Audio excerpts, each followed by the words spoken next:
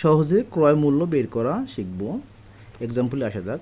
একটি পুতুল 25% লাভে 375 টাকায় বিক্রি করা হলো। পুতুলটির ক্রয় মূল্য কত ছিল? তাহলে এখানে আমাদের ক্রয় মূল্য বের করতে বলা হয়েছে। এই অঙ্কটা আমরা কীভাবে করতে পারি? দেখো কীভাবে বের করতে পারি। আমরা সহজে যেভাবে বের করতে পারবো, ক্রয় মূল্য সমান সমান, তাহলে এখানে আমাদের বিক্রয় মূল্য দেওয়া আছে 375, এর সাথে আমরা 100 গুণ করে দেবো, কারণ আমরা জানি ক্রয় মূল্য সবসময় 100 টাকা হয়। এখন পুতুল এত % লাভে বিক্রি করতেছে, লাভে হলে আমরা 100 সাথে 25 যোগ করে দেবো। 100 সাথে 25 যোগ করলে হয় 125। তাহলে 125 দিয়ে যদি আমরা 375 ভাগ করি 3 বার হয়। 3 দিয়ে 100 ভাগ করলে, 3 দিয়ে 100 গুণ করলে 300, এত টাকা এর অ্যান্সার।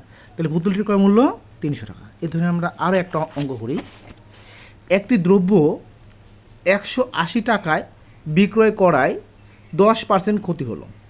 দ্রব্যটির ক্রয় মূল্য কত? একইভাবে আমরা করব ক্রয় মূল্য সমান সমান।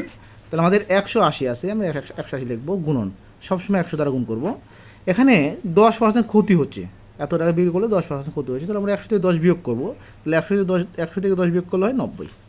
তাহলে 90 দিয়ে যদি আমরা 180 ভাগ করি হয় 2। তাহলে 2 দিয়ে 100 গুণ করলে 200 টাকা। এটি হচ্ছে দ্রব্যটির ক্রয় মূল্য। কত সহজে আমরা অঙ্কটা করতে পারলাম। আজকের ক্লাস আমাদের এখানেই শেষ। তো যদি তোমাদের আমার ক্লাসটা খুব ভালো লেগে থাকে তাহলে লাইক, কমেন্ট, শেয়ার, সাবস্ক্রাইব করবা। আমার সম্পূর্ণ ক্লাস দেখার জন্য তোমাদেরকে অসংখ্য ধন্যবাদ।